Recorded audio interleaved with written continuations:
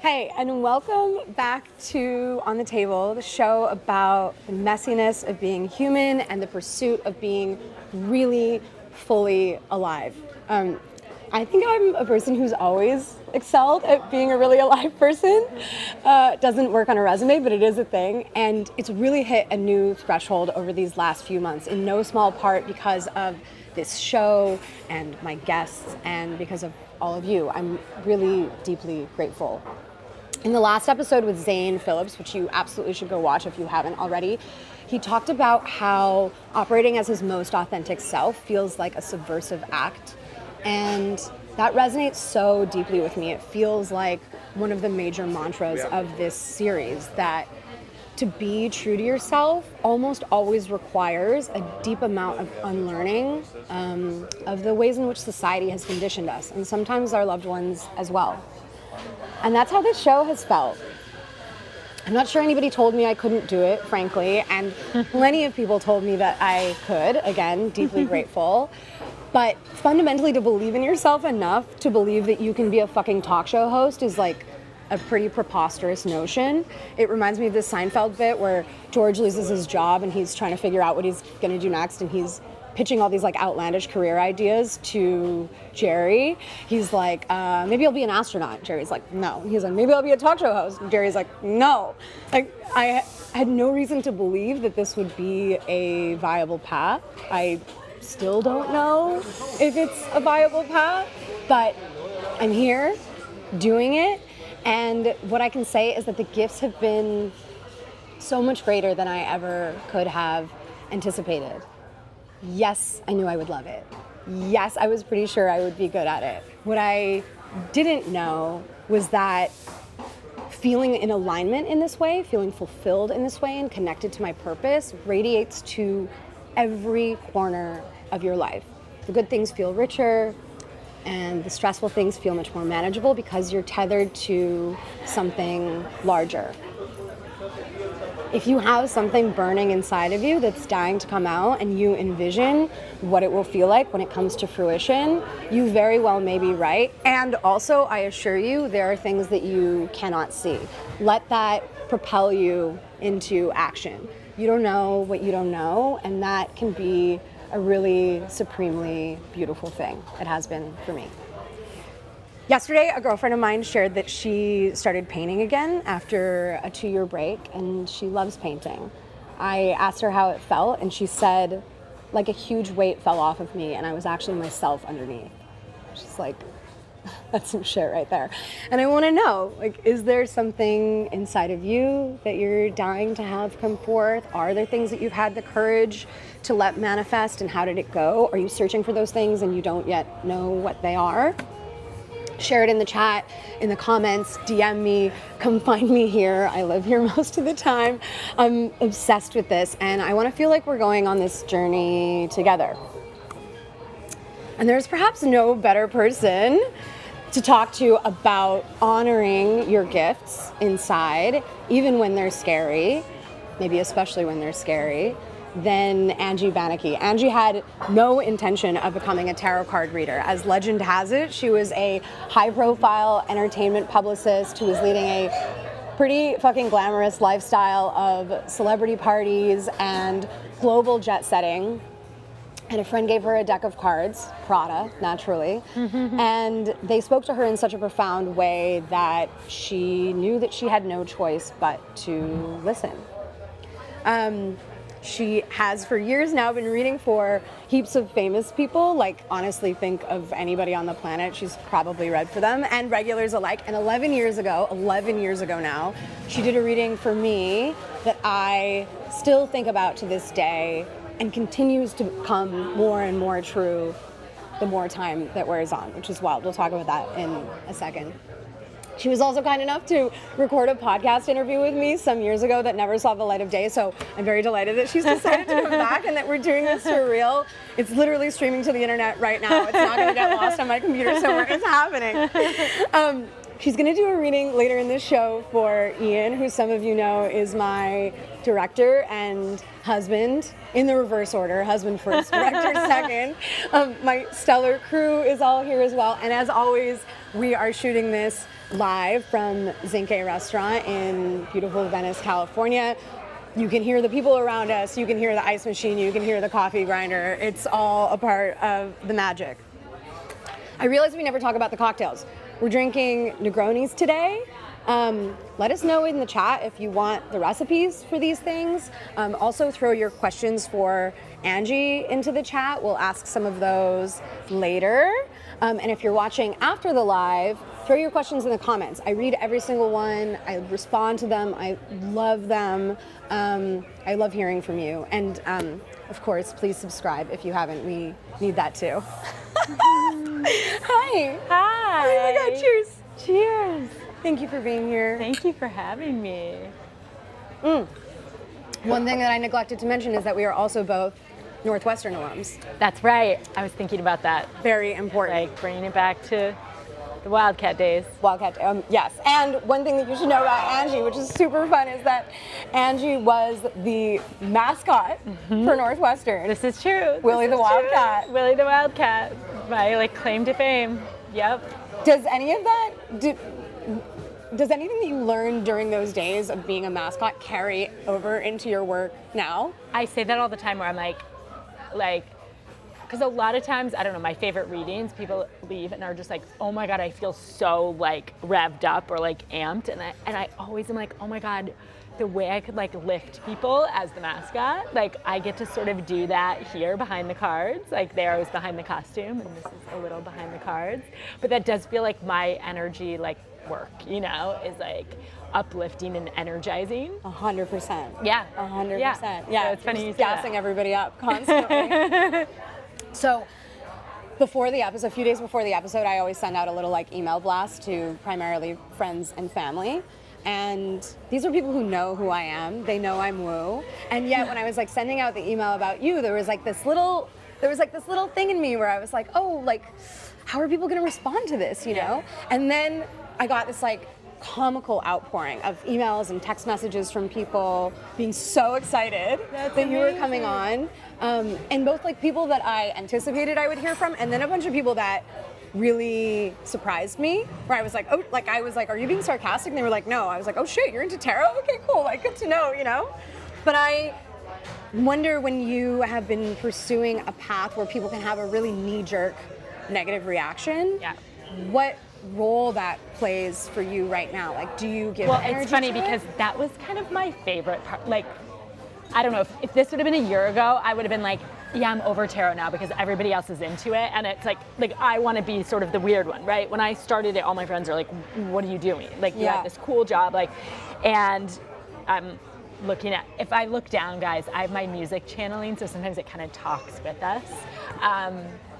Yeah, explain. And so when you get a reading from me, you get a playlist, and the music, the other day, this girl sat down, and the first song, she was like, oh, Jesus. I was like, oh, I was about to change it, I thought. And she was like, that's my ex, and I, that's our song. And it was the most random song. I forget the name of the artist, but I was like, what? Wow. I didn't even know anyone knew them. And she was like, that was our song. And I was like, and we begin with your love life. Wow. What are we unraveling there? And so in interviews, I like to do it too. Sometimes even if I'm on work Zoom calls, I can the music will tell me almost don't trust this person, or it's just another way of getting information, right? Yeah. But back to the naysayers. The question, the naysayers. So there was something about having this gift happen and being sort of I don't know, feeling on the outside of it and having it.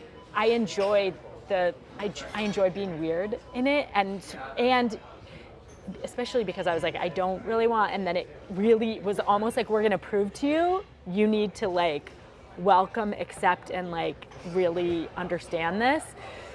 And now that it's today, all of my readings were men, that businessmen that you would probably, never guess would pay and get on a Zoom and do a tarot card reading. Yeah, having you know? openness to this. Right, and I like that because it's like, there's an openness, but also the way that I do it is not just woo. It's like, oh, let's look at your business model. And like, the way the information comes through is not just like, la-di-da, you know, it's like, here's how to approach life and here's where to look at the nooks and crannies. And so I appreciate the naysayers. And now that it's becoming, you know, like, I don't hang out with tarot card readers, you know, like I don't really have... I like being... You're not part of the underground tarot community? I don't really know it's just not my, even other, I guess, a lot of my friends are secretly like, but again, they have other things. Like I like people who are like, I'm cool over here, and I also am like super tapped in and have magical, you know? It's not one note. It's not one note. Yeah. Yeah. When it came into your life, I want to go back to the beginning because it's so fascinating. Like, when tarot first came into your life, explain how that manifested for you, and also like what your threshold for woo was at the time. Yeah, well, I mean, I wasn't into any, like I wasn't someone in my 20s who had ever had a tarot reading, didn't really follow astrology. And then I would say that, you know, like things started to, whatever, I was like curious. I got curious about friends would go to things, I was curious. But it wasn't like I was someone like seeking it out. I was just like curious, like, oh, what does this mean? And I did have a knack for like magic, I guess, like in business. People would be like, how did you know that? Or how did that happen to you? And it would always just be like, I don't know, like I just wanted to put you two together. And then like, I could see things, but I liked that I couldn't explain it. I was just like, okay. And then around 33 is when like when this happened, it was like I started having dreams. I was waking up in the night and like I could feel, like even now it's weird. It was so overwhelming then, where now I'm like, oh, I guess that still happens, but in those moments I just remember the house. I could talk to the house and be like, see you later, and the lights would go ding, ding, like go on and off, and like no way. A friend is going through something, and it reminded me of like, she was like, these green lights were flashing, and there was one moment, I mean, it sounds a little crazy, but there was one moment where I woke up in the night and like this water was like glowing green. It sounds so crazy, and I swear I was on no drugs, but like the water was like glowing green, and green, these green lights were like, things were happening around, and I went to a party like the next night, and this girl like pulled me aside, and she was like, you have angels all around you, and green is showing up to show you Archangel. Like it was just one of those moments where I was like, I thought this is crazy. And my assistant the next day, I was like, look at that water over there. Doesn't it look different? It was glowing green last night. And she's like, it's sparkling. And I was like, I know I'm not crazy. Like something weird is happening. Wow. And when this girl said that, and she was just like, these angels are trying to talk to you and show you green. It was and she was like, go Google it. And then I did, and there were like these weird, woo-woo things. But I was like, something's happening.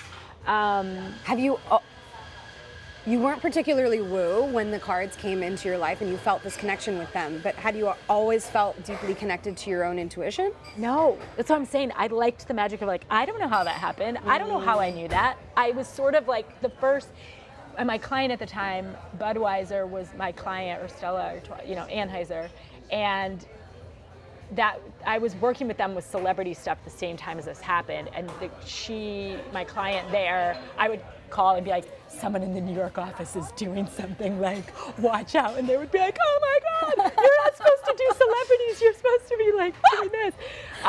But you're taking down corporations, my God. Yeah, she took me to a numerologist, and he was like, oh, at 33 you have like Jesus numbers, and like you're like opening up this other, but the way he said it was sort of like, that's when the gifts open.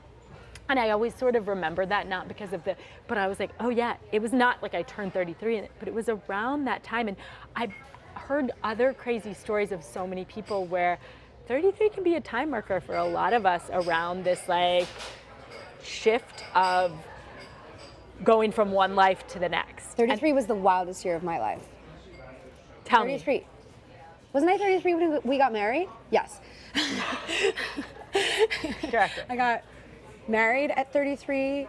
I won a James Beard Award at 33. Stop. I moved into directing at MasterClass at 33. We went on this crazy trip to Japan at 33, and it all happened in like a 3-month span. And I remember saying to myself, like in particular, getting married and winning a James Beard Award, like a month and a half apart, I think it was like, I just kept saying to myself, you're not gonna get a year like this every year. You might never get a year like this ever again, but it was wild. It was just like one thing after the next, like everything was aligning. And so now I constantly tell people that like 33 is the year based on nothing but my own experience, but now I'm realizing there's something to it.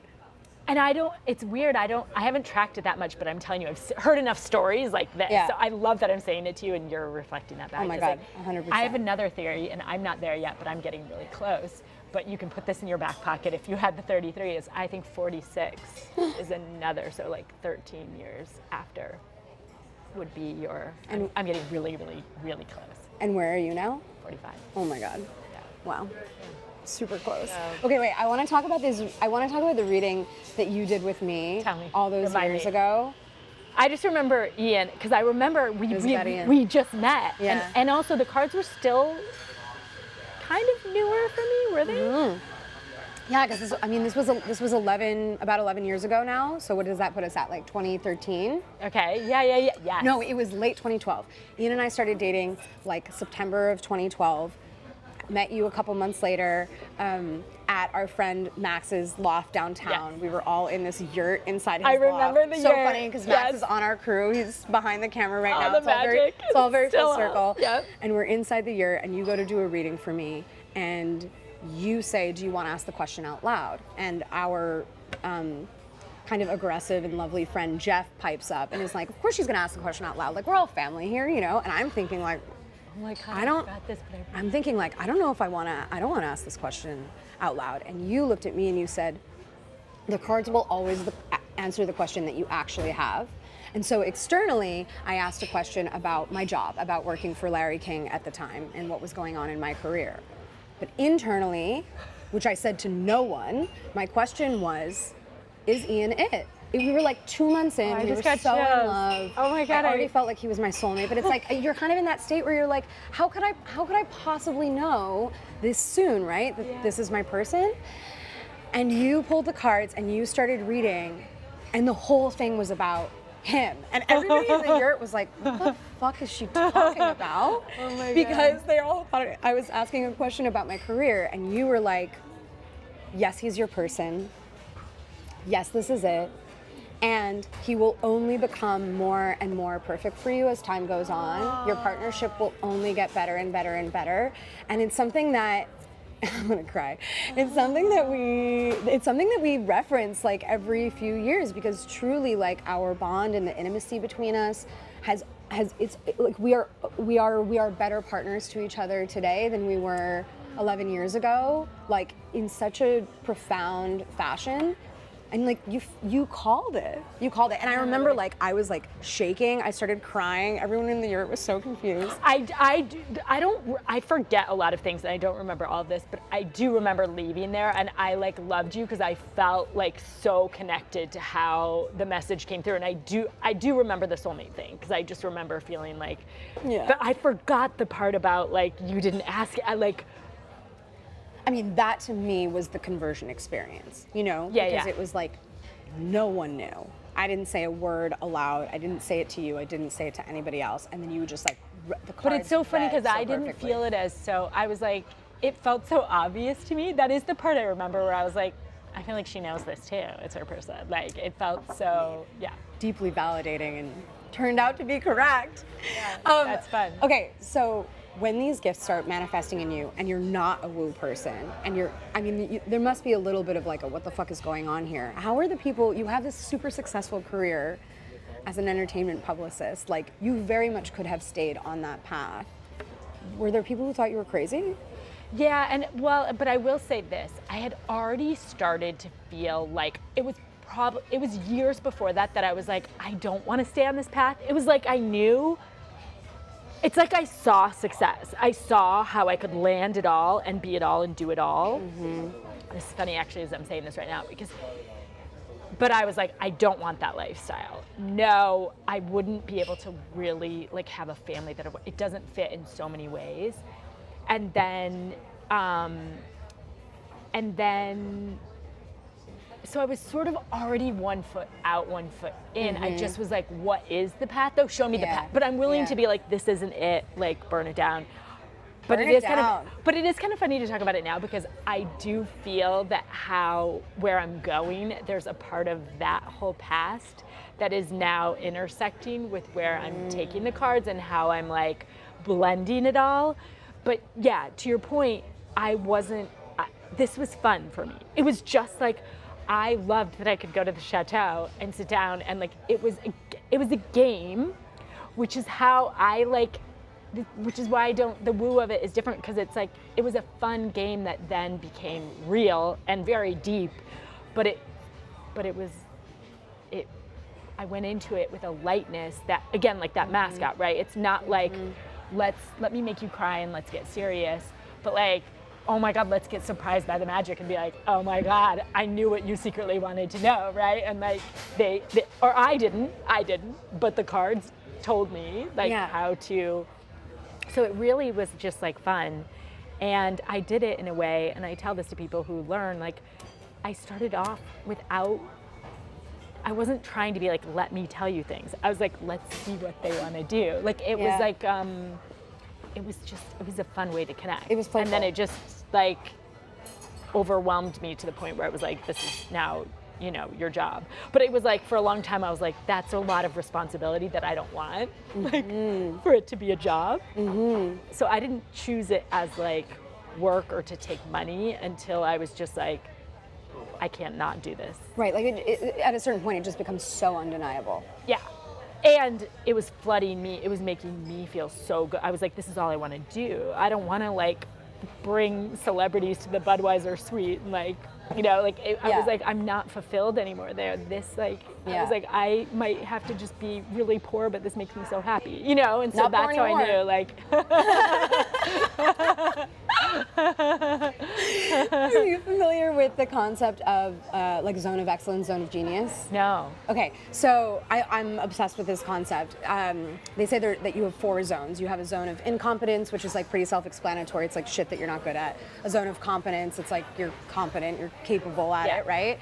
Then you have a zone of excellence and a zone of genius. Most successful people that we see in the world, especially people who are in more traditional careers that have followed a trajectory and whatever, are actually operating in their zone of excellence. To move into your zone of genius means often like swimming upstream, doing something really scary, doing something that's never been done before. You might be inventing something. It's something that makes you worried about what other people might think, right? And so much of the deification that I think our culture engages in around success is actually people who aren't operating at like their highest level. And it feels to me like entertainment, publicity, zone of excellence, tarot, zone of genius. Does that resonate with you? I like it. I mean, I never think of myself as genius. I'm like every other day, I'm like, I'm still learning. I just learned something new. But if there would be any genius, I would have to give it like this. Yeah. So I like it. And what was the moment where you were like, oh my God, like something so powerful is happening here? And was it something as you're reading that you're feeling internally in you, or were you getting that messaging based on how the people you were reading were responding to you? Is that where you felt the power? That's a really good question. Thanks.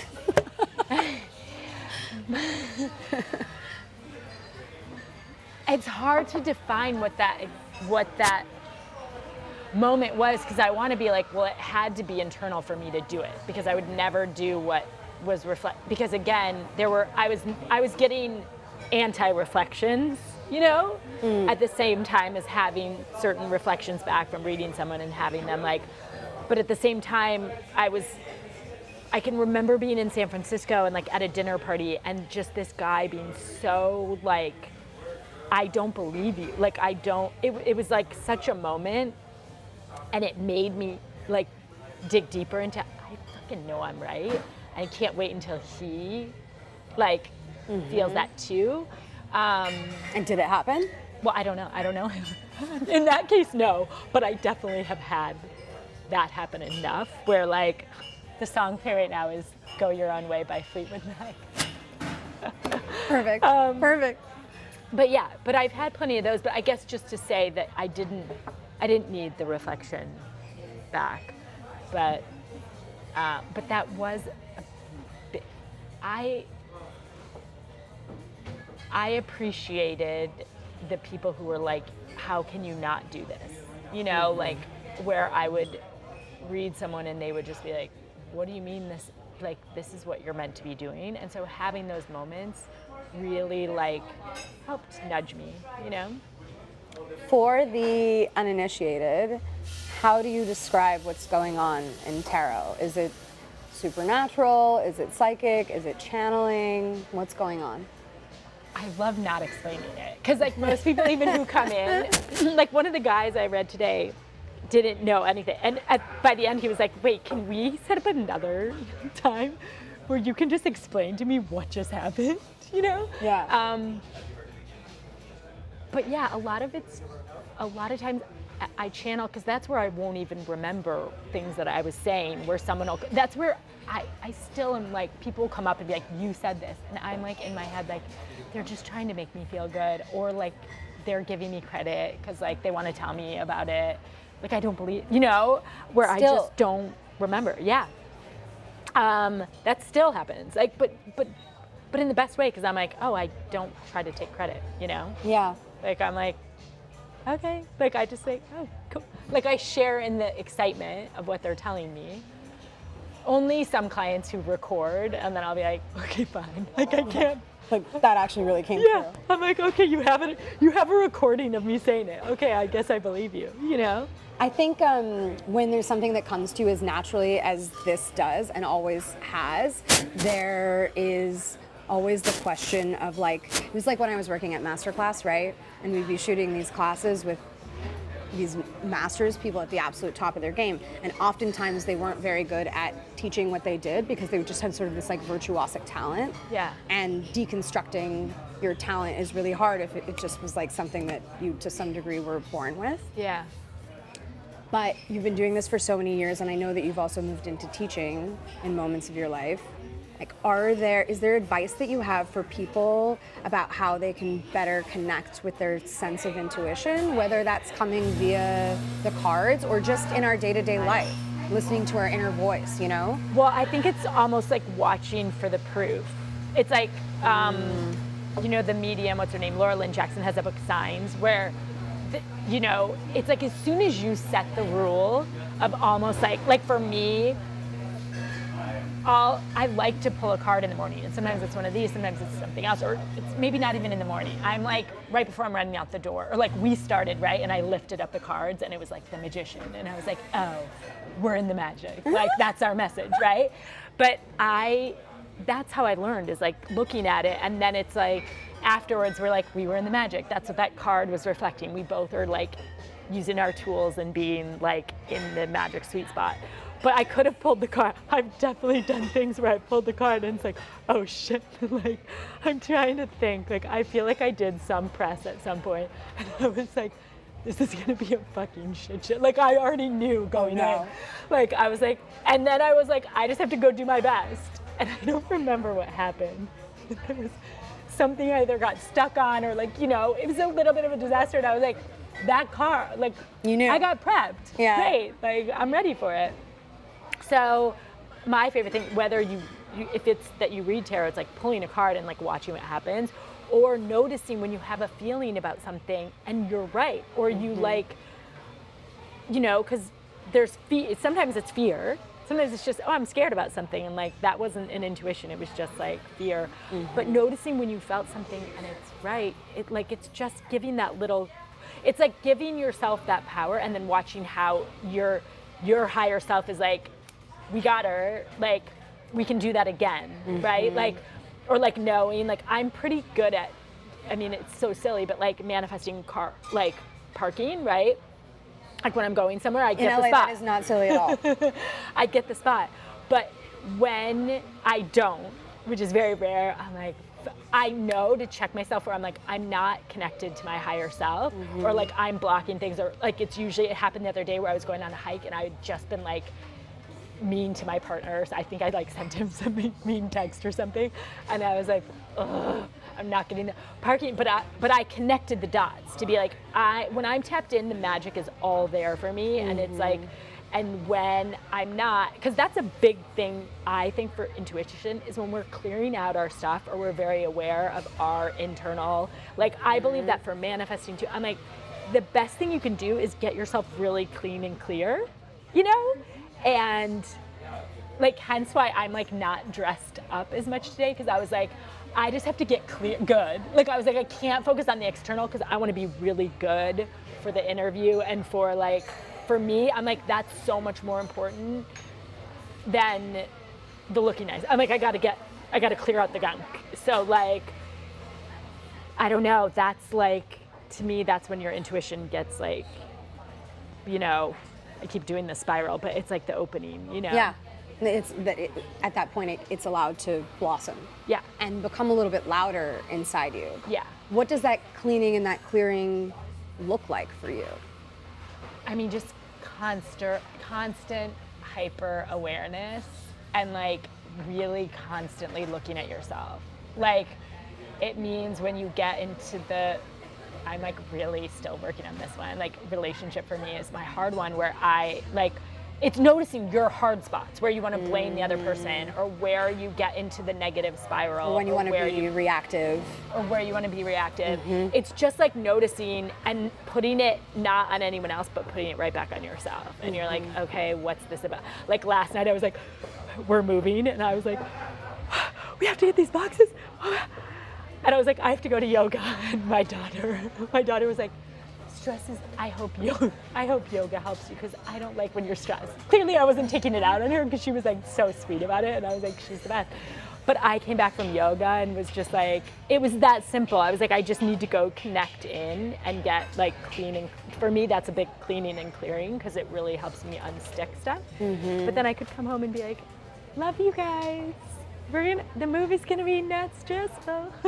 I think that this is such an important lesson for everybody, though, because you have pursued a career and a life path that necessitates you doing this kind of internal work, because the work would not work in the same way if you weren't doing it. But the reality is that we all desperately need this. We all need to be making the unconscious conscious. We all need to be cultivating the interior stillness. We all need to because it's going to reflect back in your work. Because it leads out into everything else. You don't have to do anything even intuitive, but your work is going to prosper if you're clean and clear and good, right? 100%. You're going to magnetize things to you when you're like in a good place. If there's one thing that I hope to galvanize in this show, it's for people to take a deeper look at themselves. And not just in the sort of typical like, well, I'm like a pretty self-aware, like emotionally intelligent person, but really doing the deep digging.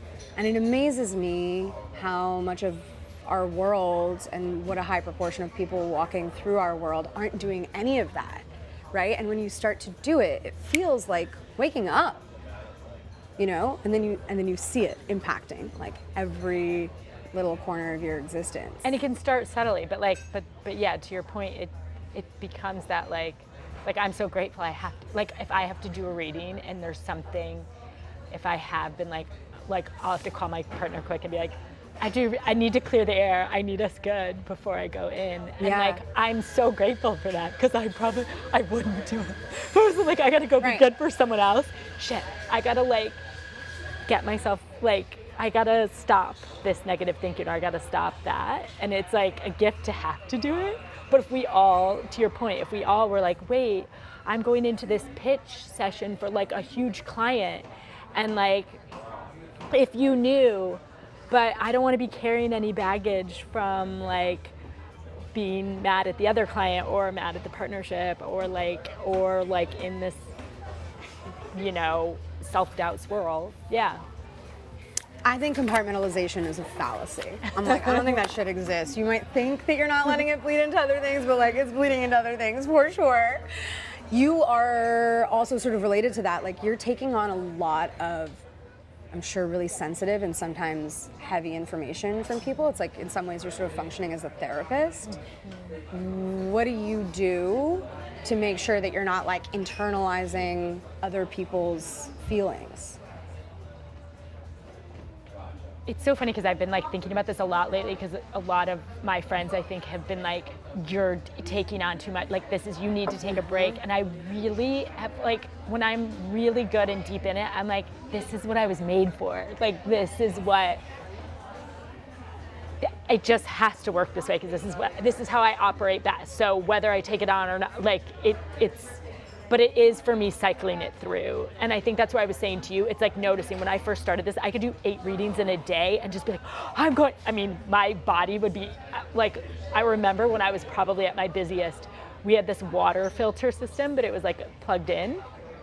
And after certain readings, if I did like a lot in a day, I would walk towards the water system and it would go and start going off, and then I would step away and stop. But if my energy field got close to it, but it was like I had so much of other people, like so much stuff, but it wasn't like I felt heavy, or it's just sort of like there's so much energy I'm holding right now that like anything around me gets set off, or like electronics like go, berserk. But yeah, back to the idea of clearing, like part of it, the biggest part for me is just the intention of it and allowing, like I am in the last few months, if anyone else has felt this, like we've all been clearing some massive, deep shit. It's coming through for people like sometimes it comes through as illness, it's coming through, we're all clearing in different ways. And the cards, the way things have been set up for me, I have not been allowed, well, my dog got really sick, so I had to deal with the dog, but like, it's like I was blocked from doing too many readings. And even now that I'm kind of coming back, it's like someone emails me and I'm like, here are the times. It like the universe sets it up to be like, we're only letting you do like this many, and it like 1 or 2 a day, or we're making you take it. And it's always wild how when you put that, I put that trust in, like I'm like, okay, financially I might be like, I need some big wins this week, but I trust it so much. And it's wild how sometimes I'll even say to Mark, like, wait, nothing will book on like, and it'll be crazy. There'll be a day where I'll be like, I just have a free day, so what's gonna happen? And then something insanely magical lands where I'm like, right, I just allowed that day. I was like, what's gonna come in? And the times where I need to clear, I will get that space to clear. And I mean, and then the other things, drinking water, doing lots of yoga, and eating healthy. Yeah, I know. All those getting things. Sunlight, meditating. It's all the things. I'm like, I can tell you, but you all are hearing it. It's what everyone should do. It's pretty funny to hear you talk about how like you don't feel like a woo person though, because you're really talking about some woo ass shit right now. Okay, speaking of, let's let the people in on the magic. We're gonna do a little reading for Ian. Okay. I'm so excited. Wait, but also, is this for you? What's in New York? What's in New York? Is that for you? Or for Ian? Oh, because NYC Girl is playing right now? I don't know. We don't know. Okay. We don't know what's in New York yet. Okay. Oh. Yet to be revealed. Okay. But I like the idea of it. All right. Ian, are you ready? I'm ready. Am I coming through? Can you hear me? You're ready. No, we're not hearing you. Oh, you're not hearing us? Can't hear you yet. You want to check on that? Can't hear you in the speaker. Okay, we'll come look into it. Guys, this is live, It's my show now. We're figuring this out. You can't see, but Ian's about 15 feet from us behind the camera. This is our sound guy, Thomas. He's wonderful. Check. You're on camera, thank you. Okay. I'm going to start to pull while we get I sound can hear you going. now. This is great. Okay, he's coming through the speaker. Wait, Ian, before you say anything, when's your birthday? July 22nd, 1982. July 22nd. You've been outed. Do you have a question, or shall I just see what these cards want to show? I think let's just see what they're going to show. Okay, good. Yeah. I like it. He's open, guys. Wait, I just want to do for a second here. July 22nd is... Oh, Ian! Okay, so Ian's in his 1 year in numerology, and the second card I pulled is the 1, which is great. Oh, okay. Okay. Oh. And lots of 3s in here. Okay. Well, first of all, it wants me to tell you the card that's behind you is like, something felt like there was, whether this is like work-life balance or you personally, this is like there was not balance. You were not balanced. Whatever was keeping you off balance is behind you.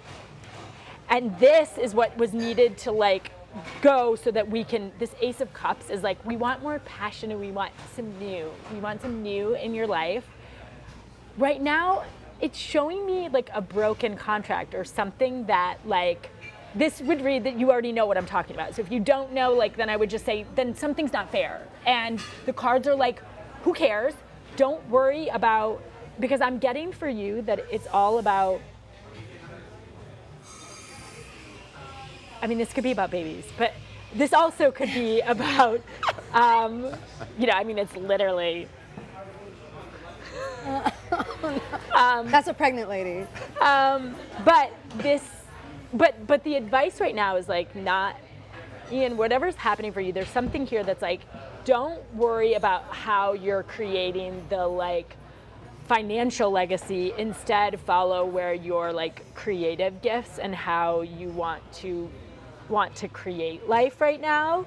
And this next month, it's funny because we can look into it more, but I just want you open to whatever's coming because it feels like, and part of me feels like that's probably, you know, I like to look at timing and I'm like, oh, this is like in the summer or fall, but something big is coming and you just need to be open to it and again, not focus on like how much money or whatever it's being put, more like what you want to create. Okay. Also, you're going through an important phase right now. Are you, oh, you're Leo, right? Leo? He's like Cancer Leo cusp. Cancer Leo. Okay, because there's something that's sort of like, that I'm supposed to tell you, allow the process, like there's something about how you're, actually this is happening with a lot of men now, but it's almost like you're stepping back into, or give it some time to be reminded of like how powerful you are. Right, and that's where I think like the masculine dynamic now, like that's showing up for a lot of men where it's not just this like, it's like give it time to step back into that. Okay. He's been talking about this. Really? Yeah. Sorry, I shouldn't be revealing anything. Okay, Ian, wait, what's the song playing? Oh, You Make My Dreams Come True. Is the song playing by Hall & Oates. Ian, how's that feeling so far? You know, yeah, that makes sense. I mean, if I were to ask you a question, I probably would have asked about money because that's on my mind at the moment. Okay. And it's your advice like, lines up that like don't think about the money. Yeah. But I've been trying not to think about the money for a long time, and I was wondering maybe it's about time I do. Does this resonate about anything new that could be coming and/or babies? It could be. There's no news we're announcing on the show or anything, but it could be either one of those. I would say either the business or a human being. I mean, you are in the midst of you're in the midst of a new beginning of sorts, a transition in the business for sure. For sure. Do you want me to just Represented by the expand show. that a little bit? Can I expand a little bit? Of course. I mean, the host decides. I'm just here to. Yeah, I'm here for it. What can I give him a little bit more? I just want to look at whatever I was feeling. Yeah, it's showing me though do you see how this card came up in the first one too? Mm-hmm. These cards are like you're ready for the bigger life, or like you're willing to walk away from things for like life you're ready to feel more of life. And like your work now is to be in that knowing you're so close. Like this card in the middle is like, you're right on the precipice of like, my head's like tingling when I say that to you. So it's just like the bigger change. This is why I wanted to ask. Yeah. Sorry. I don't, for whatever reason, the summertime, like July, August, feels very powerful for you. And what I was saying about like you feeling your like, power's the wrong word, but it's like knowing that it's that reflection of like others seeing you for what you know you are. And what's the trip? Do you guys have like a big trip planned for the summer? We have a bunch of things. Well, we'll be at our place in Baja in June, and we've got London. When's London? August, I think. But like I will say, I'm gonna get in there for Ian right now. A man of few words and deep reserve. This resonates very deeply. Like he's been talking, we've been talking. We've had a lot of late night conversations on psychedelics about him really owning his gifts and stepping into aliveness in a very different way, and honoring pieces of him that he knows are like probably his zone of genius that haven't fully come forth, and allowing him to be seen for that genius. Like we talk about this all the time. It is the #1 conversation that is happening in our household right now. It's funny because and even the way at the beginning it was showing me the ones, and when I asked the timing, it's showing the 8s, which I like to look at the numbers. And in numerology, you're in your 1 year, and the 8 year is like the collective. And so to me, the 1 year is one of my favorite years because it really is like, it's like get ready for new and get ready for change and get ready for, and it's like if you resist it, like it's gonna feel uncomfortable. But if you're open to change, like get ready, we're bringing you things. And then these 8s to me are like how you're manifesting it. And the fact that I got these 2 powerful, really strong 8s upright, that's my way of the card. Like, I mean, I wouldn't tell you if they were upside down, but I would be like, oh, we gotta work on him more. And this just feels like, no, you're good. Keep this, the advice in this is like, just keep moving forward. Something about London or coming back from London feels like part of that shift. And you know, it's like right after your birthday is when I feel this like energetically, it just feels like you're feeling that, or that you're more in that knowing. I love it. Interesting. Well, we do have that trip with your dad to Michigan. It's true. July 31st. Yeah, it's a lot of summer trips. Oh, okay. Oh God. Let this be wrapped up in your gifts. Am I gonna knock you up on one? And not in my pregnancy. Not what I anticipated we would talk about. I know, sorry. On the air. Well, it goes back to before. The cards are like, we're gonna get to the big stuff. Yeah, you. always. Like last time it was about that. Always. Okay, amazing. Fuck, I love that. Ugh. Own your gifts, baby. It's time. Okay, so he just needs to keep on keeping on, basically. And allow for the things that are shifting to shift and not push them away. Yep. Oh, we have it on camera, so you can revisit it whenever you want to. Okay, we do a little segment called "Am I Doing It Right?" Okay. Because these are the questions that we are all asking ourselves. It was like part of what inspired the show, that like we sort of walk around in the world looking, and you know this from we've both worked alongside celebrity for so long. And there's always this perception that like if I just have this much money, if I become famous, if I have this much success, I'll suddenly have it all figured out. And the truth is like no one ever does. We're all still asking if we're doing it right. Yep. So, what's one thing that you are actively working on right now? I'm really trying to look at my fear of like hesitation, because there are some things that I'm wanting to start, or I have these ideas.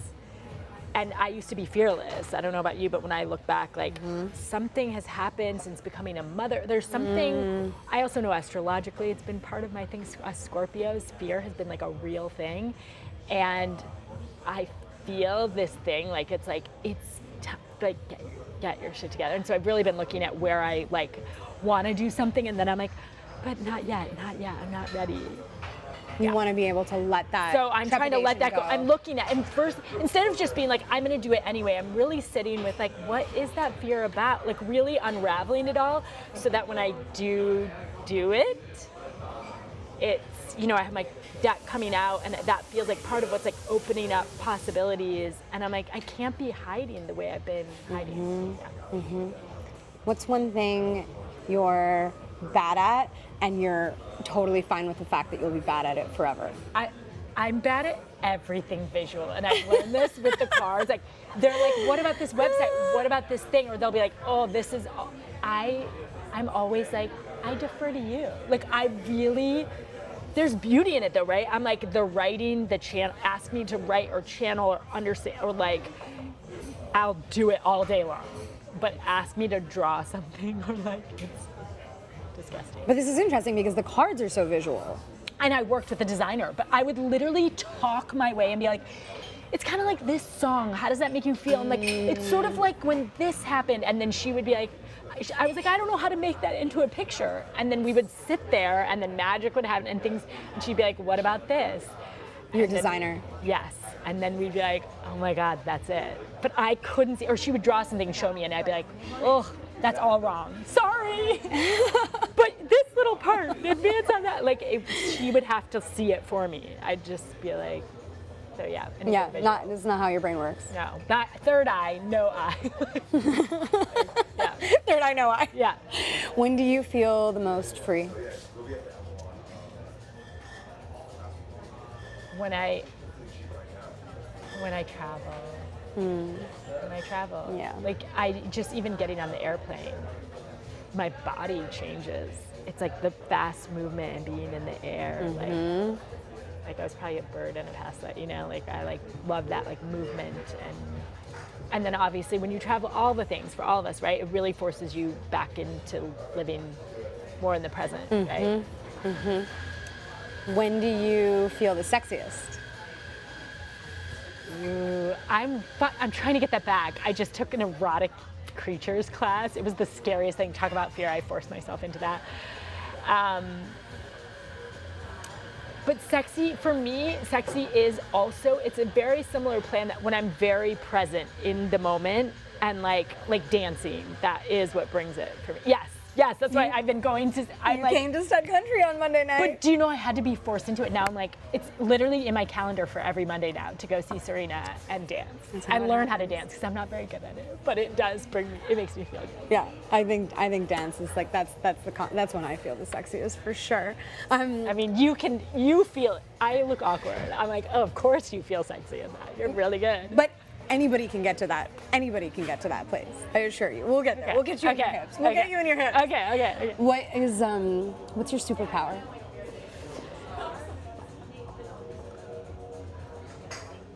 Making people believe they can do the impossible. When I'm really in it. And you feel like you do that via the cards? Yeah.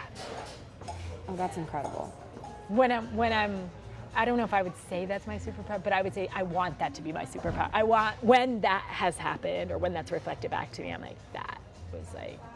And have you seen that happen where it's actually galvanized somebody to go after something that they didn't think they were capable of? Yeah, or I've had people say it to me. Like, I feel like my brother was the first person to say it, where he's like, you have this thing where every time I talk to you, I like hang up and I feel like I can do anything. And I was like, that's the greatest compliment. Like, That's incredible. Yeah. Your brother, who was a skeptic, right? Yes. He's come around. Still is. But yet, he's the skeptic that also, like, you know, when he worked at Business Insider, like, put me on, they did a piece on me. Yeah. Like, he talks about me but he also gets jealous. He'll be like, oh, my coworkers want you to come to the office. He's a secret believer. He's just Midwestern. That's exactly right. It's a Midwestern thing. Sorry, we love the Midwest. Yeah. Okay, let's do some viewer questions. Oh, one last, am I doing it right? Something you long believed to be true and realized wasn't.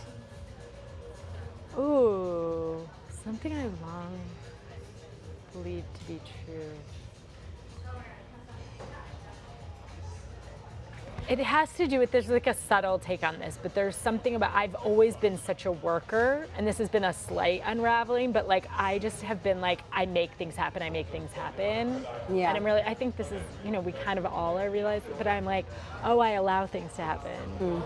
And like, for so long, I was like, no, I make it happen. And the more that I like push against that and like allow things to happen, it's like so much better than making it happen, like how it, you know. Yeah. Right. Don't chase, attract. Yeah. Let things gravitate Yeah. toward you. Yep. Yeah. But it's simple as lesson to like, learn. yeah, yeah. Okay, there was one viewer question that I wanted to ask, but it's like it's a tarot question. Okay. Can you? Yeah. Okay, here's a good one. Any Okay. advice for a borderline skeptic / believer who wants to lean more into my inner woo? Like, how does that person get themselves to lean into it more? Yeah, I mean, to me, that's like, you know, if you read tarot, it's like getting a deck and like pulling and watching how it reflects back, right? Like, or like even like oracle cards, you know what I mean? Like pulling one and like, that's my favorite when someone who's like, I don't, but like pull one card for me. And then they're like, what? It did not say that, you know? So maybe it's like pulling into a deck, or for you, it would be like meditating and like, I'm gonna like see if I can call this in today, you know? Like, I'm gonna notice. The game I've been playing lately is like, I was thinking about this on my hike yesterday, like, oh my God, every day for like the last week, there's been one person who's like pushed me or said something, but like, cause I don't go to psychics, I don't do the things, but I'm like, there has been every day something insanely powerful in what like a friend has said to me, or like it's even just maybe been subtle sharing a story where it's been so powerful, and I was just giving gratitude to like each of those people, and I was like, I'm gonna start really acknowledging that at the end of every day, like, oh my God, that was my angel, because it's as if the way I was like looking at it, it was like, it's as if like Yeah, it's they like were overtaken by channeling through that and I was like, person. they don't even know how fucking magical that was and how it landed for me, but like, I want that to keep happening, you know? Yeah. It's as if you're walking through the day and you just are like, I have another friend who like every time I'm talking to her will be saying something and she'll be like, oh my God, I just walked past a sign and it says this, and like whatever we've been talking about, it like reflects. And I'm like, her thing is like literally reading a sign on the street, and it always has that's like her tarot, but it's like finding the way that you get that recognition or like message. Yeah.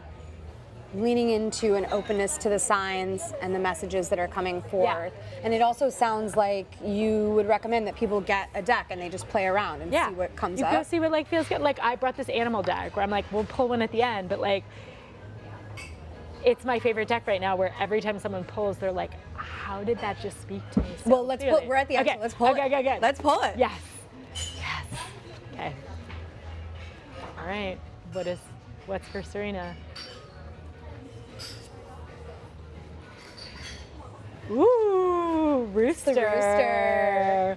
And the song just switched to bang with an exclamation point. Like a little bit of a rooster noise. Confident, passionate, and courageous acceptance is what it says on the card. This is the black Indonesian rooster embracing the early morning sun, masculine strength. The moon, feminine intuition, creativity, is in the distance. When the rooster appears at dawn, it's time to embrace your ability to wake others up. I mean, this feels so good for your show. Wow. This is because he alerts them the moment the darkness of night gives way to the morning light, illuminating the way for all. Wow. Being such a consistent and accurate timekeeper means the rooster is a natural, trustworthy leader like you. You need to recognize who you truly are and acknowledge the role you have come here to play. In China, the rooster protects against demons. This makes it a type of superhero. With miraculous strength and stamina. With the courageous rooster at your side, you can face all challenges. Be confident knowing that you can triumph over all situations and do it on your own. Amazing. I mean, I'll let you read the rest of it, but that feels pretty powerful. It kind of feels perfect, I right? love that, and I'm so glad that it has to do with metaphorically waking people up and not actually having to be up at dawn, because that shit is not happening for me. We have tried. I'm with you. Yeah. I'm with you. You know, at a certain point, you got to just be like, Accept who you are. I don't think it's for me. Yep. Thank you so much for being here. Thank you for having me. So wonderful. Thank you to my guest, Angie Banicki. Go to angiebanicki.com and book a session with her. This is like this was just like scratching the surface of what she does. She'll do an hour-long reading. She's fucking incredible. Thank you to Zinqué for letting us shoot here. Thank you to my crew, to my husband for being the guinea pig, and my director and cheerleader. Thank you to eclipse.video, the sponsor of this series. And go figure out what allows you to lean into your woo-ness a little bit, and actually take that word out of the vernacular, because I think it has a little bit of a pejorative context to it. Like, settle into trying to listen to your inner voice and your sense of intuition. It's an incredibly powerful form of intelligence, and it's not one that we pay enough attention to, and it can really change, I think, like truly the entire course of your life when you learn to hone that power. And maybe you'll get as good as Angie one day. Okay, and leave me some comments. Tell me what you thought about this. Tell me what came up, and we'll see you guys next time. Thank you.